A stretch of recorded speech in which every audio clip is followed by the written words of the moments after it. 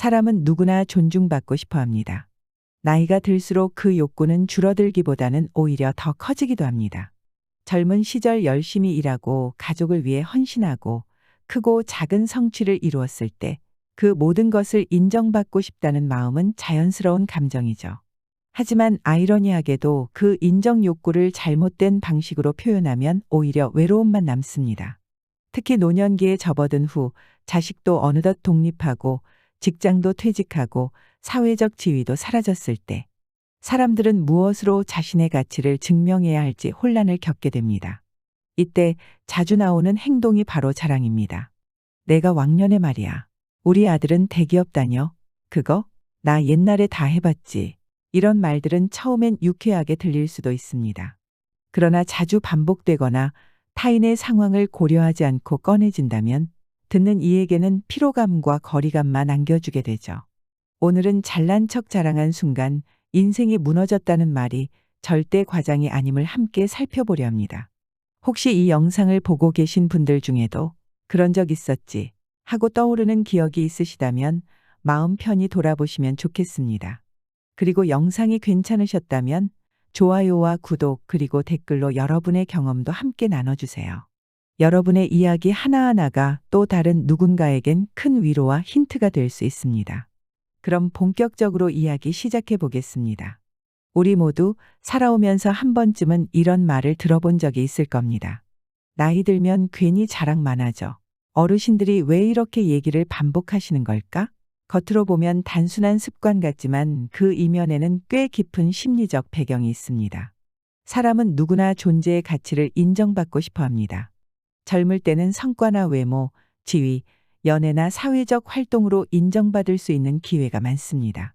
하지만 나이가 들고 특히 퇴직 이후에는 그런 기회가 급격히 줄어듭니다. 정년 퇴직 후 하루 종일 집에 머무는 남성들 중 많은 수가 우울감을 겪는 이유도 여기에 있습니다. 더 이상 누가 부장님, 팀장님하고 불러주지 않고 실질적인 역할에서 밀려난 느낌이 들기 시작하면 사람은 자연스레 자신이 쓸모없는 존재처럼 느껴집니다. 그럴 때 우리가 의지하게 되는 것은 과거의 기억입니다. 내가 옛날에로 시작되는 말들이 쏟아지기 시작하는 것도 이 때문이죠. 그 말들은 단순한 회상이 아니라 일종의 자기 존재 확인입니다. 그런데 문제는 이런 행동이 자기 확인은 될 수 있어도 타인에게는 종종 부담이나 위협으로 다가간다는 데 있습니다. 사람은 기본적으로 타인과 비교합니다. 나보다 가진 사람이 있으면 부럽고 나보다 못한 사람을 보면 안도감을 느끼기도 하죠. 이 비교는 나이 들었다고 멈추지 않습니다. 오히려 중장년기, 노년기에 들어서면 비교 대상은 자식의 성공, 본인의 건강, 재산, 배우자의 상태 등으로 확대됩니다. 그리고 이때 가장 흔히 등장하는 것이 자식 자랑입니다. 우리 딸은 판사야. 우리 아들은 의사인데 지난번에도. 이런 말들은 자식에 대한 자부심의 표현일 수 있지만 듣는 사람에게는 자기 자식은 그만 못하다는 암묵적 메시지로 받아들여질 수 있습니다. 심지어 같은 노년층끼리도 서로를 질투하고 시기하는 경우가 많습니다. 걔는 연금 많이 나와서 저런 거지. 저 사람은 땅 팔아서 그런 거야. 우리는 그런 운이 없었지. 어쩌면 그 어떤 세대보다도 이 시기의 사람들은 더 많이 비교하고 더 민감하게 반응합니다. 왜냐하면 이제는 되돌릴 수 없는 시기라는 인식이 강하기 때문입니다. 더 이상 도전하거나 뒤집을 수 있는 시간이 많지 않다는 절박감은 사람을 점점 방어적인 자세로 만들고 그러다 보니 무심결에 잘난 척이나 과시로 이어지기도 합니다. 또 하나 간과할 수 없는 배경은 외로움입니다. 가족은 있지만 각자 바쁘고 친구들은 점점 줄어들고 혼자 있는 시간이 많아질수록 내 이야기를 들어줄 사람에 대한 갈망은 커집니다. 그럴 때 나오는 말이 종종 자랑입니다. 자랑은 때로 나를 알아달라는 신호일 수 있거든요. 내가 그땐 진짜 잘 나갔지. 이 손으로 건물 2채는 세웠어. 하지만 그런 말들이 오히려 사람을 멀어지게 할 수도 있다는 사실을 우리는 종종 간과합니다. 조금 슬프지만 이건 단순히 성격의 문제가 아닙니다. 나이가 들면 누구나 겪게 되는 감정이자 사회적으로 구조화된 문제이기도 합니다. 그래서 잘난 척 자체를 무작정 비난하기보다는 왜 그런 말이 나왔는지를 먼저 이해하는 것이 중요합니다. 문제는 이 심리가 현실에서 어떻게 드러나느냐죠. 이제부터는 그런 심리가 어떤 구체적인 실수로 이어지는지를 살펴보려 합니다. 바로 평온한 노후를 망칠 수도 있는 세 가지 잘못된 말습관에 대해 이야기해 보겠습니다. 인생 후반에 들어섰을 때 사람은 더 이상 명함으로 자신을 소개할 수 없습니다. 그렇다 보니 무의식 중에 말로 자신의 존재를 증명하려 들게 됩니다. 그 과정에서 벌어지는 세 가지 대표적인 실수는 바로 돈 자랑, 왕년 자랑, 그리고 자식 자랑입니다. 이제 하나씩 자세히 살펴보겠습니다. 첫 번째 실수는 나는 돈 걱정 없어 라고 돈 자랑을 하는 것입니다. 돈이 많다는 이야기는 한편으로는 안심을 주기도 하지만 타인에게는 굉장한 위화감을 줄 수 있습니다. 나는 연금 넉넉히 나와 건물에서 나오는 월세만 해도 얼마인데 이런 말들은 자칫 잘못하면 듣는 사람에게 너는 없지? 라는 숨은 메시지처럼 들릴 수 있습니다. 실제로 있었던 사례입니다. 경기도 모 아파트 단지에서 평생 공무원으로 일하다 은퇴한 김모 씨는 친구들과의 모임에서 종종 나는 연금만으로도 넉넉해 라는 말을 반복했습니다.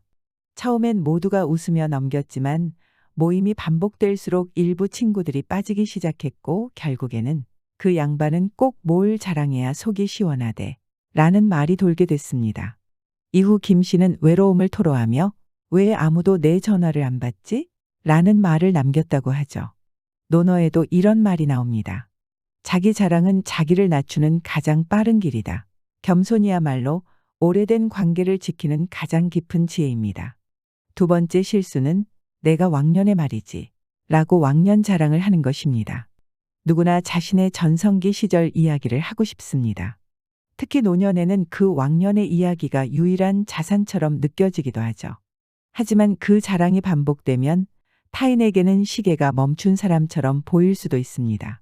한 번은 이런 일이 있었습니다.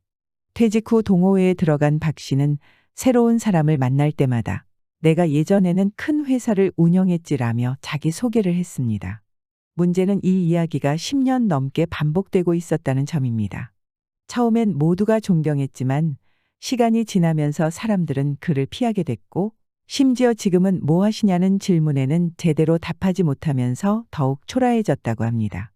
이런 모습은 마치 진시황 때 불로초를 구하겠다며 바다를 떠돌던 서복처럼 과거의 영광을 붙잡고 현재를 놓치는 모습과도 같습니다. 진정한 존중은 지금의 나를 어떻게 살아가는가에서 비롯된다는 사실을 우리는 종종 잊습니다. 세 번째 실수는 우리 애가 말이야 라고 자식 자랑을 하는 것입니다. 노년의 대화에서 가장 자주 등장하는 이야기 중 하나가 자식입니다.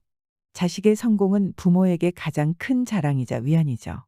하지만 이 또한 반복되거나 상황에 따라선 상대방에게 상처가 될 수 있는 말이 됩니다.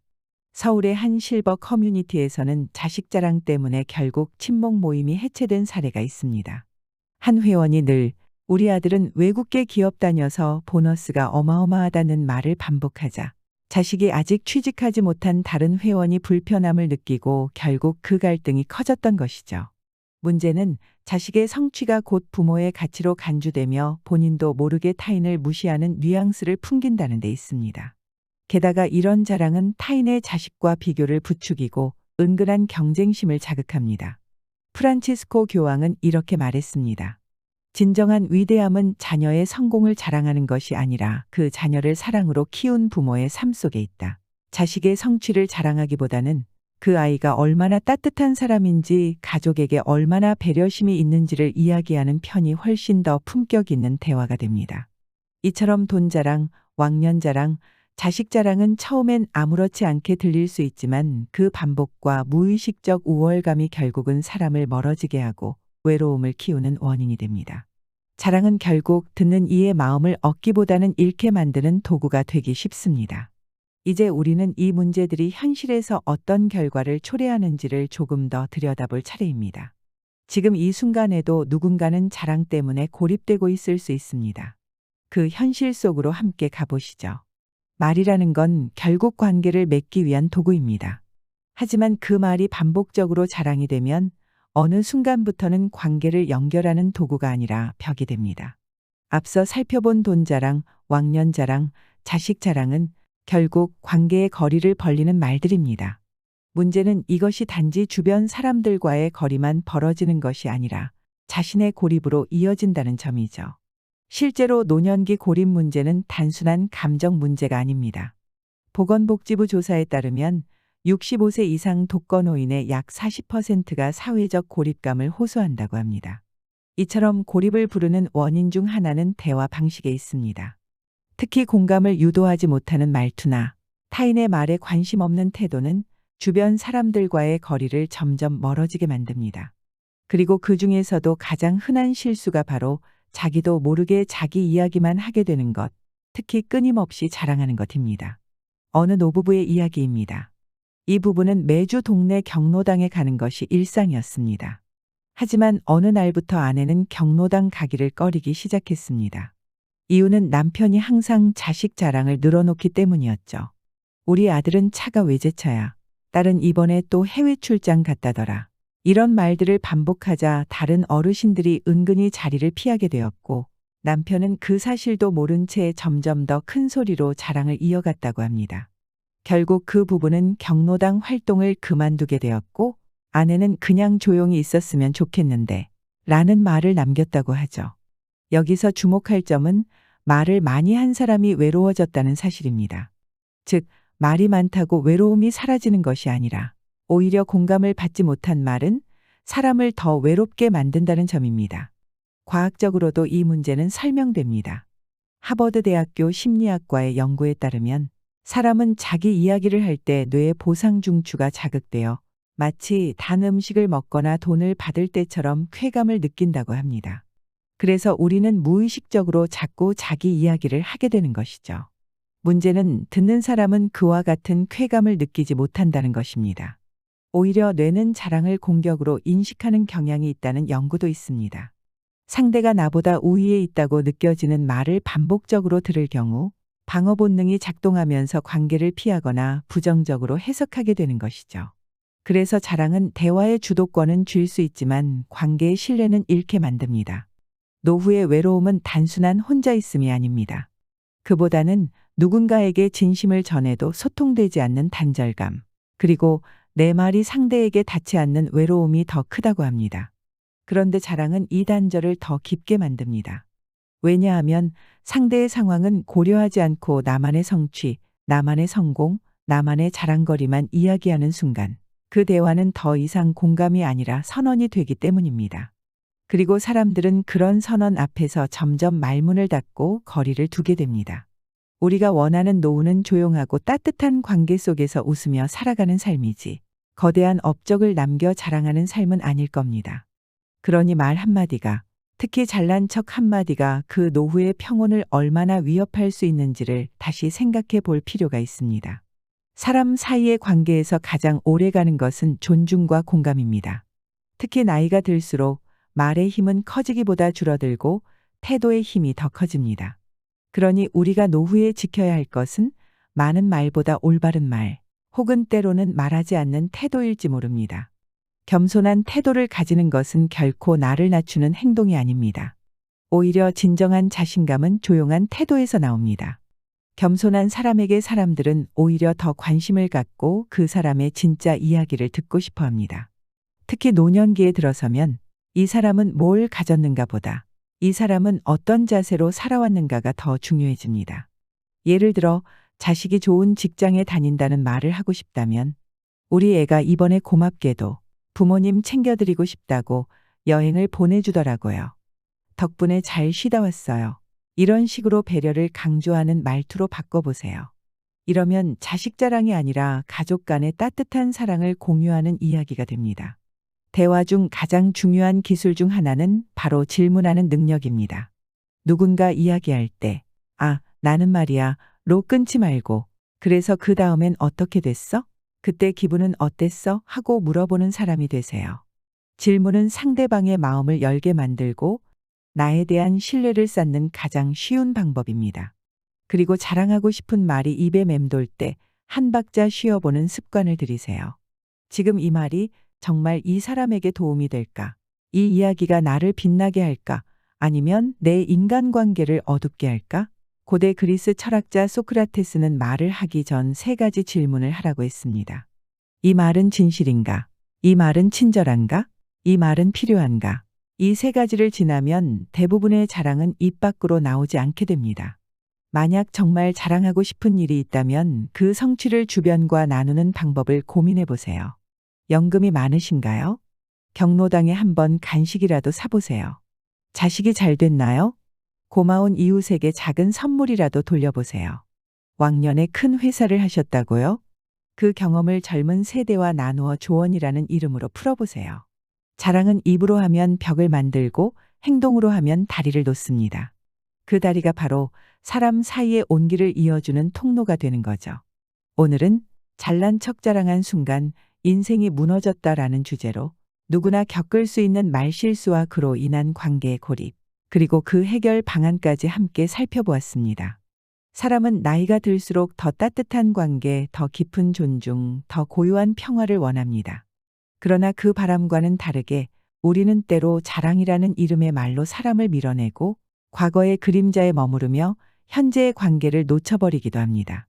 오늘의 이야기를 통해 우리가 되새겨야 할 메시지는 아주 단순합니다. 내가 잘났다는 말보다 상대가 따뜻하다고 느끼게 하는 말이 훨씬 오래 기억된다. 돈 자랑도, 왕년 자랑도, 자식 자랑도 모두 잘못된 것이 아니라 그걸 어떻게 말하느냐가 핵심이라는 점이죠. 자랑은 입으로 하면 벽이 되고 행동으로 하면 다리가 됩니다. 그 다리를 건너야 우리는 진짜 의미 있는 관계 속에서 따뜻한 노후를 보낼 수 있습니다. 혹시 오늘 영상을 보면서 아, 나도 그런 적 있었는데 하고 떠오르는 장면이 있었다면 그것만으로도 이미 더 나은 내일로 가는 첫걸음을 내디디신 겁니다. 부디 오늘 이후 여러분의 대화에는 더 많은 겸손과 공감이 깃들기를 바랍니다. 말 한마디가 누군가의 하루를 바꾸고 나의 노후를 지켜주는 씨앗이 될 수 있다는 것. 그걸 잊지 마세요. 혹시 비슷한 경험이 있으시다면 여러분의 이야기도 댓글로 나눠주세요. 그 경험 하나하나가 또 누군가에게 큰 위로와 지혜가 될 수 있습니다. 오늘 영상이 도움되셨다면 구독과 좋아요도 부탁드립니다. 오늘도 따뜻한 하루 되시고 무엇보다 여러분의 노후가 평온하고 존중받는 시간이 되시길 진심으로 기원합니다. 감사합니다.